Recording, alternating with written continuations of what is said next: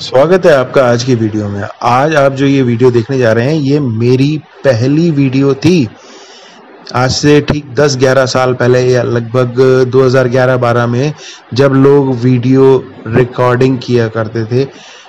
मैंने उस समय एक नया कैमरा ख़रीदा था और शौक था, तो एक छोटी सी ट्रिप जो लगभग अजमेर से मात्र 12 किलोमीटर दूरी पर है। अगर आप रेलवे स्टेशन अजमेर से वाया ट्रेन पुष्कर की ओर जाते हैं तो ये 25 किलोमीटर की टोटल जर्नी है। इतना लंबा इसको खींच दिया गया है।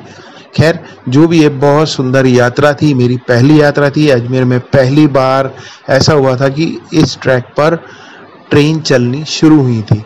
उस समय एक जो ट्रेन चला करती थी वो थी ब्यावर अजमेर पुष्कर, जो कि अब बढ़कर हो गई है मारवाड़ ब्यावर अजमेर देन पुष्कर। तो इस जर्नी का आनंद लीजिए। उस समय हम वीडियो रिकॉर्डिंग किया करते थे, तो आज के ज़माने में इसे व्लॉगिंग कहा करते हैं। तो आइए शुरू करते हैं ये पुष्कर की सुंदर सी जर्नी, जहां मेरे प्यारे प्यारे बच्चे जो 10-10 साल के बच्चे थे, जो अब 20-21 साल के हो चुके हैं, तो उनके साथ इस यात्रा का आनंद लिया जाए और उनकी खट्टी मिट्टी यादें जो शैतानियाँ थी उनका भी आनंद लिया जाए।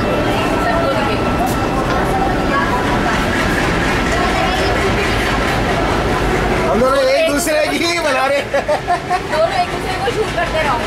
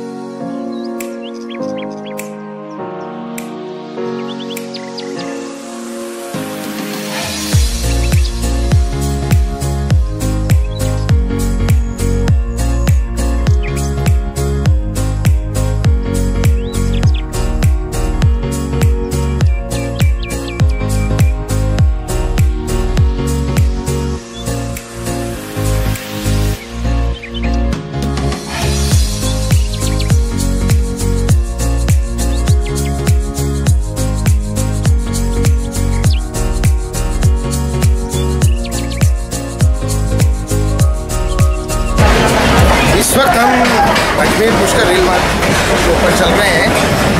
देखा जाए तो ज़्यादा दूर नहीं है, 25 किलोमीटर की दूरी मात्र हम लोग लगभग 1.5 घंटे में तय करें। देखना ये है कि कैसा सफ़र रहता है।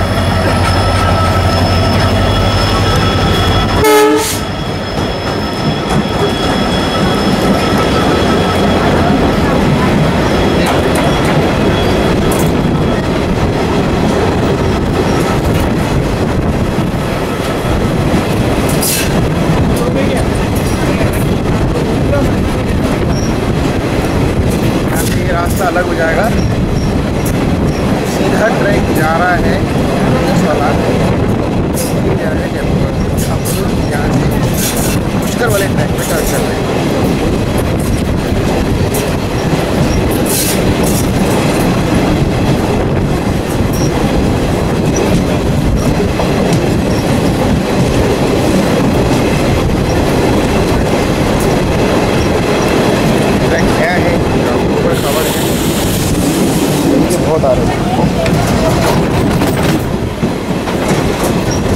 हम ट्रैक कर सकते हैं।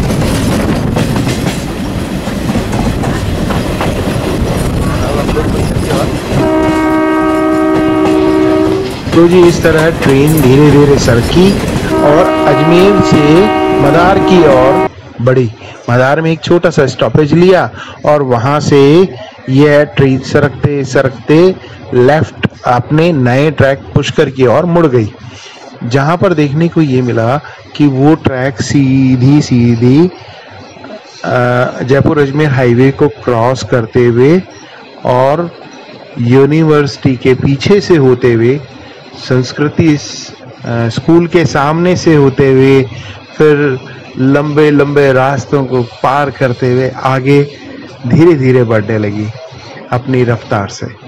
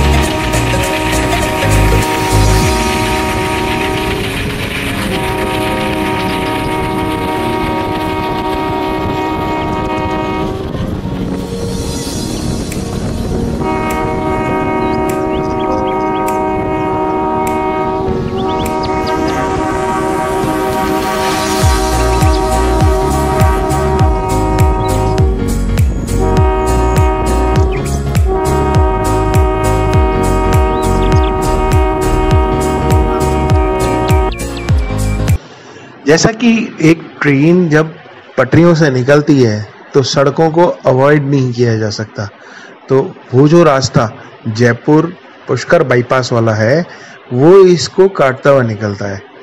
और ट्रेन पहली बार इस ट्रैक पे चल रही है, तो इस पर मजबूरी ये थी कि यहाँ कोई गेटमैन नहीं था, लिहाजा ट्रेन सरकती हुई माकड़ वाली रेलवे स्टेशन से जब आगे बढ़ी और वो रेलवे से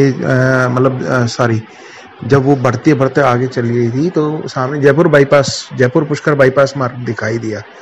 अब उसमें हुआ ये कि वहाँ पर ट्रेन रोकी गई, हम भी उतरे ट्रेन से, गेटमैन ने गेट गिराया, ट्रेन आगे बढ़ी। चूँकि हम इंजन के पास थे, जब गार्ड का डब्बा आया और गेटमैन ने ट्रेन पूरी निकल जाने के बाद गेट को खोला और हम भी ट्रेन में उनके साथ गार्ड वाले डब्बे में सवार हो गए और फिर पीछे से लेकर पुष्कर तक, पीछे डब्बे में ही पुष्कर तक अगले स्टॉपेज पर आने तक हम उसी पुष्कर वाले रास्ते पे गार्ड वाले डब्बे में ही सफ़र करते रहे।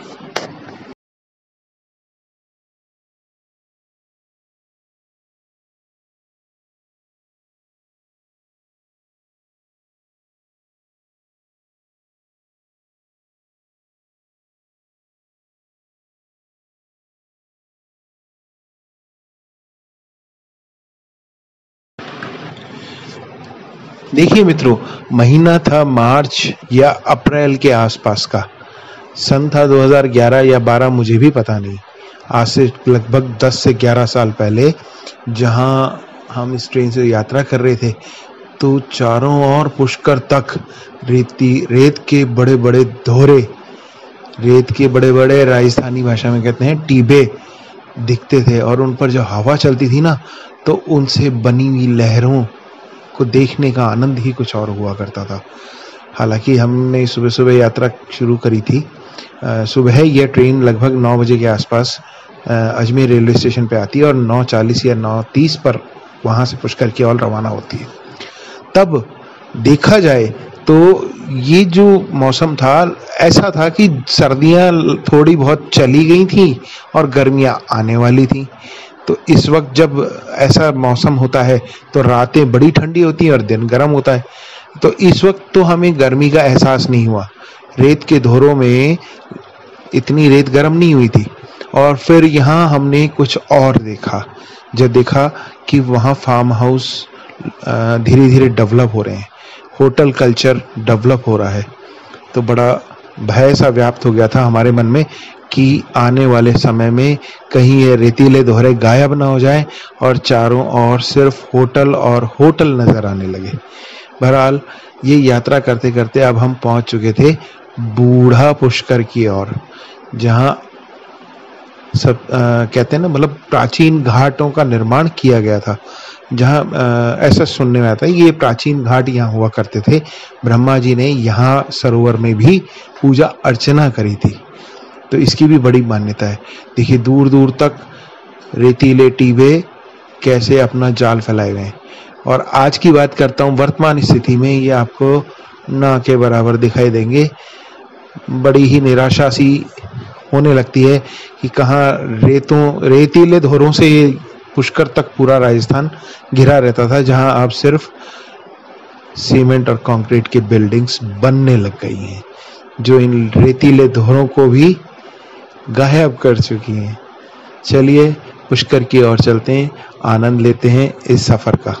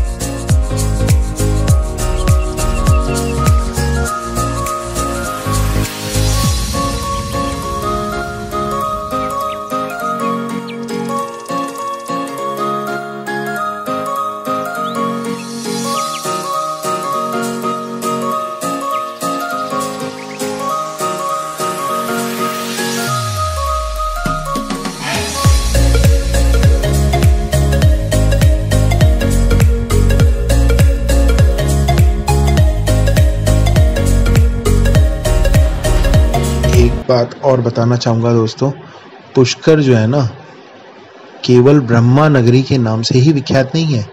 यहाँ बनने वाले खेतियाँ, गुलकंद जो मतलब जो गुलाब की जो खेतियाँ होती हैं उससे बनने वाले गुलकंद की भी बहुत ज़्यादा डिमांड रहती है। राजस्थान में सबसे ज़्यादा फूल जो गुलाब के पैदा होते हैं वो केवल और केवल पुष्कर में पैदा होते हैं। अब और जगह भी लोगों ने इनकी खेती करना शुरू कर दिया है, पर आज भी मैं दावा करता हूँ राजस्थान में जितने गुलाब पैदा होते हैं या हिंदुस्तान को जितने गुलाब सप्लाई होते हैं उसका एक बहुत बड़ा प्रतिशत राजस्थान अजमेर पुष्कर से ही गुलाबों का जाता है। और यहाँ के गुलकंद की तो बने हुए की बात ही कुछ और है। आप जब गुलकंद अपने नाक के पास लाएंगे ना खाने के लिए, वहाँ हल्की हल्की भीनी भीनी गुलाब की सौंधी सौंधी महक जो आती है वो जब आप खाते हैं तो गर्मियों में पेट को बड़ी ठंडक देती है, पाचन शक्ति को बहुत बढ़ाती है। तो यहाँ सबसे ज़्यादा प्रचुर मात्रा में गुलाब, आंवला और जामुन होते हैं।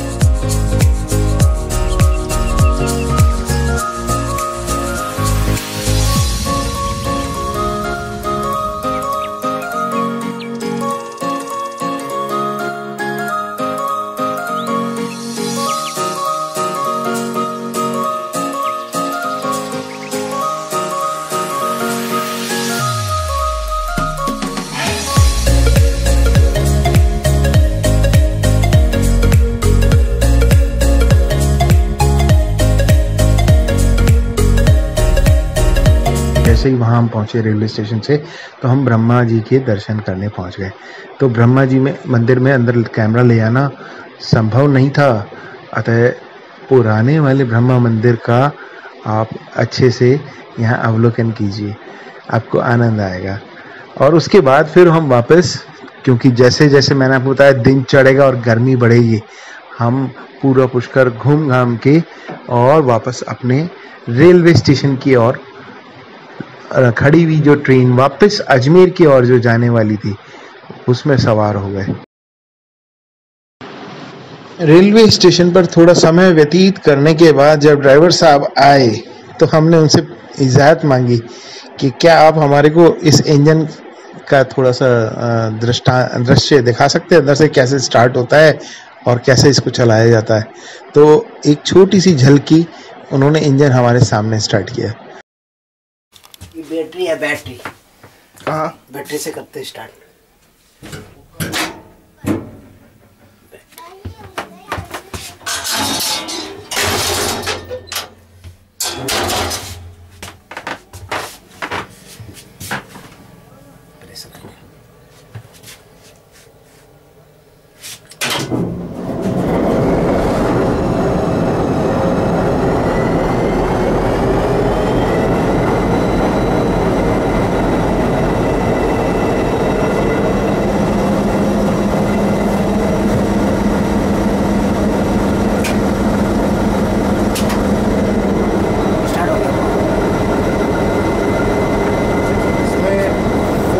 RPM तक वेट करना पड़ता है।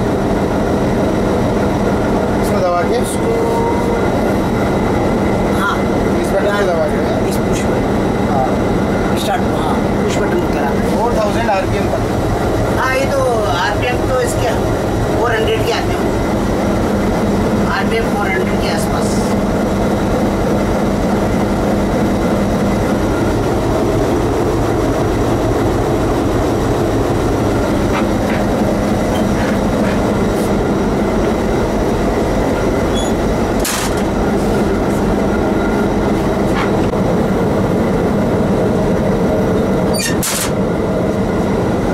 तो जी ये बच्चों की मस्ती देखकर तो वाकई में दिल खुश हो गया।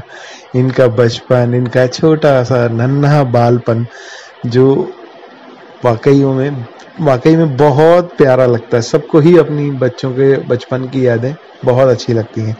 मेरे को भी बहुत अच्छा लगा, मेरे को भी बहुत बढ़िया लगा। अब ठीक 11 साल बाद उसी 10-11 साल के बच्चे को देखता हूँ तो आज वो 21-22 साल का हो चुका है। तो देखने में पहले में और 10 साल में पहले क्या फ़र्क हुआ करता था वो आपने भी महसूस किया होगा। क्या कर रही है? हाँ? क्या कर रही है? कुछ नहीं किया। मैं मोबाइल नहीं दे रही है, मोबाइल नहीं दे रही है। अरे यार मोबाइल नहीं दे रही है और दे देना कुछ नहीं।